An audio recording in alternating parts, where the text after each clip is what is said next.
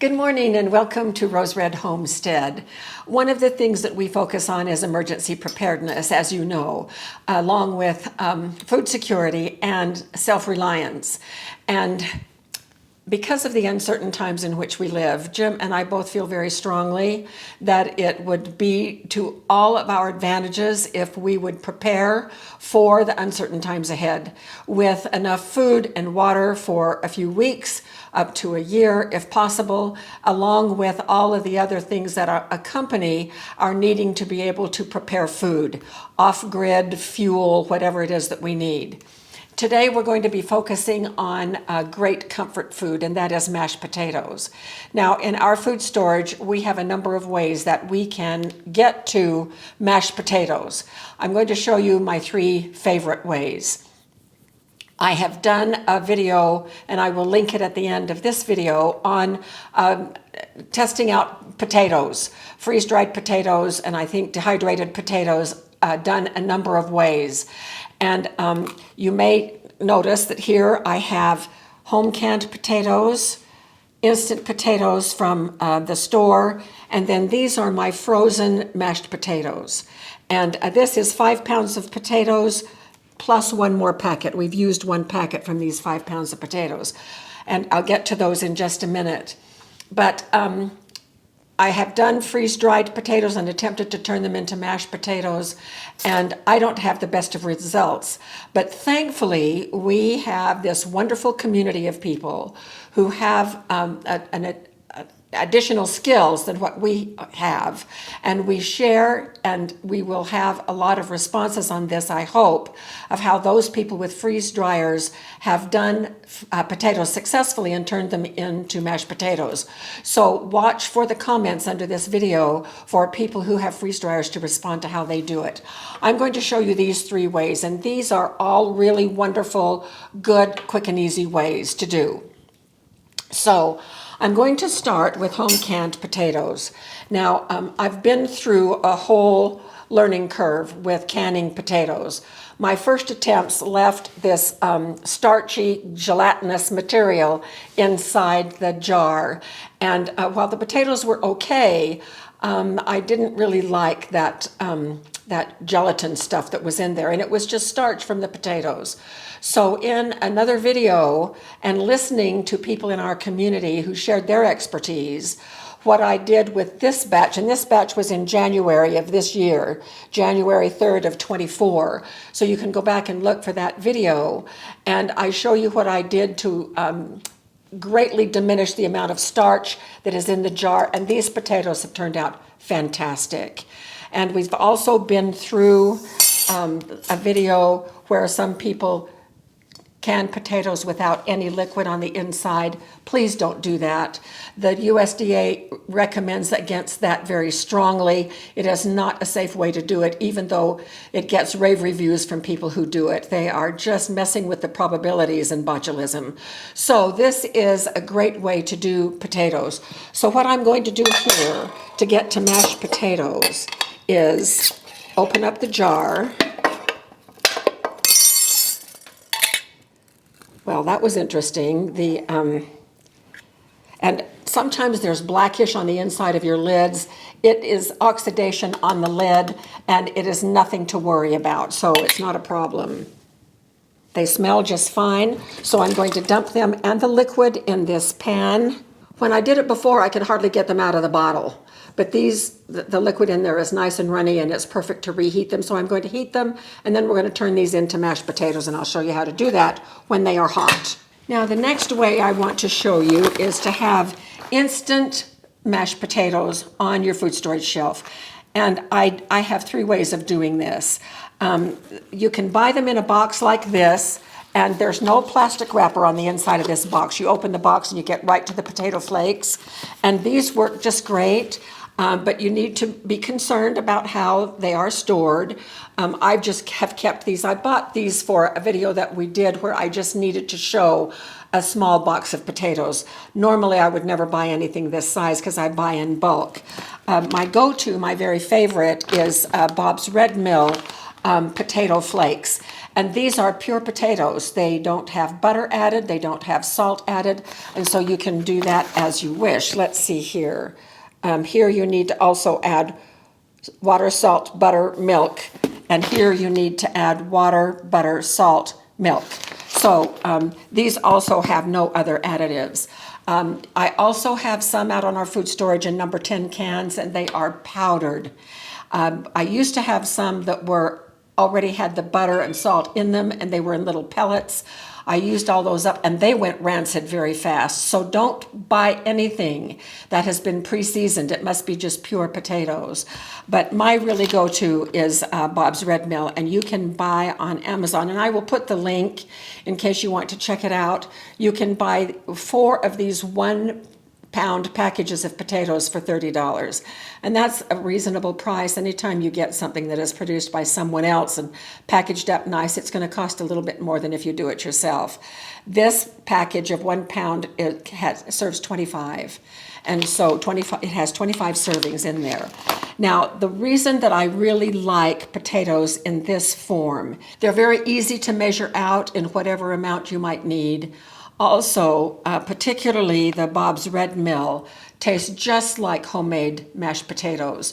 You can use them for guests even on holiday meals. You can mix up a big batch of mashed potatoes from these flakes, and no one would ever know that you didn't peel and cut and mash the potatoes yourself. So that is one reason why I really like having these. Another reason is I often will use potato flakes in making bread. I make potato bread a lot.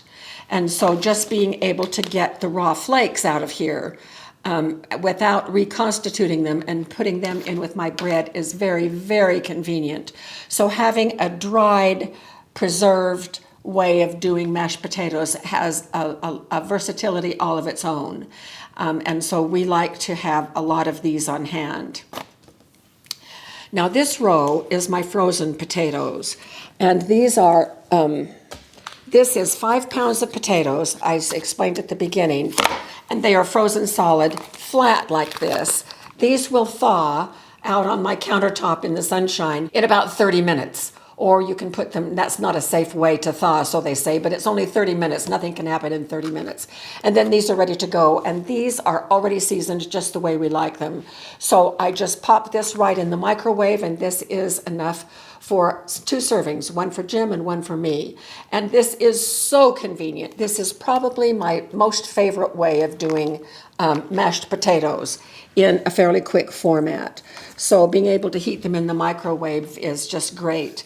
Now, if we are in a situation where the grid is down and we don't have power, we need to plan for that possibility to be sure that we can continue to run our freezer, continue to run our microwave, or have an alternative way that we can heat these potatoes, or heat the water to mix up these potatoes, or heat the canned potatoes. And so that's another thing.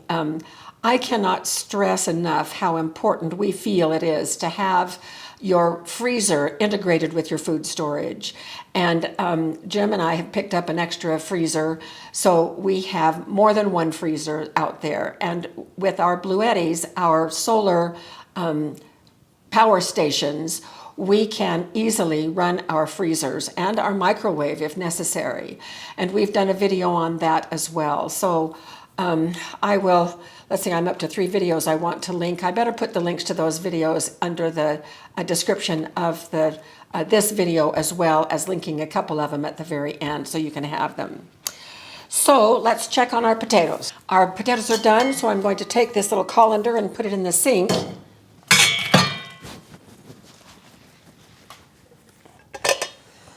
And we want them as dry as possible before we rice them. So this is my new OXO ricer.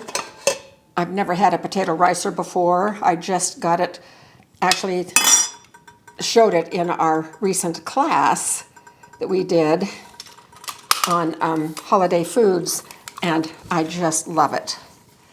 So these are going to be a little bit more watery than regular potatoes that you've done.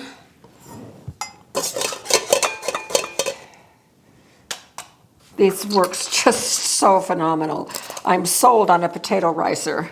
I've used it several times. I used it for my frozen ones over here.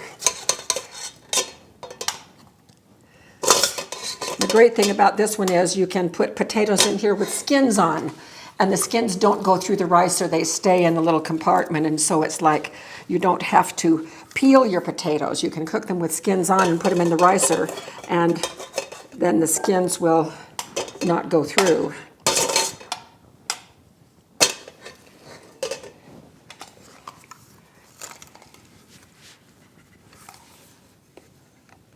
All right, I'm going to put a little bit of ghee in here.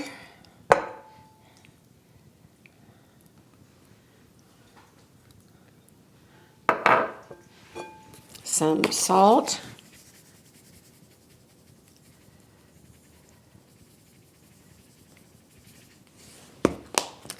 And if we were in difficult times and did not have half and half in our refrigerator, I would use reconstituted powdered milk for this, but I'm going to use what I have on hand because the expiration date is approaching, so I'm just going to use this.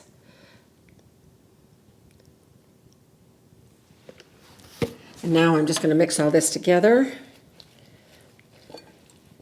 And remember, these are going to be more wet than usual because they were sitting in liquid. All right, here are our mashed potatoes. So let's take a little taste.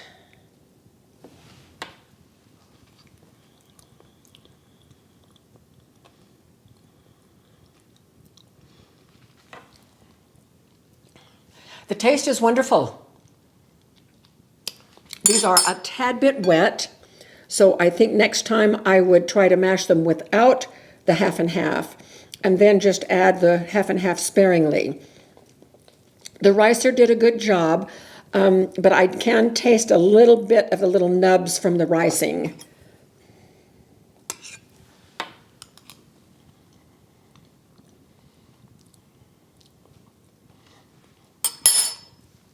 These would be fantastic. Mashed potatoes are such a comfort food. It is really good to have a number of ways, and we like redundancy systems, which means we like to have more than one way how to do things, and that's what we have done here. So let's go back and review here for just a minute. So these are the home canned potatoes, and I'm going to link a video showing you how I canned these particular ones to eliminate a lot of the starch. And so these can be on our shelf, on our food storage shelf for 3, 4, 5 years. These happen to be just under a year. I did them in January. It is now late October. And so they're still perfectly good, and they will be good for 3 or 4 or 5 more years. These are our frozen potatoes. And these, because you can see that they're quite yellow, these are Yukon Gold potatoes. The mashed potatoes, or these mashed potatoes I did from russet potatoes, and they can beautifully. I have not yet canned Yukon Gold, but I would imagine that they would work as well. These are my frozen potatoes, and these are Yukon Gold, and these will keep in the freezer easily a year, maybe even 2 years, but we rotate through these. The way that we work our freezer into our food storage is by how I have explained it in our Leveling Up Our Food Storage.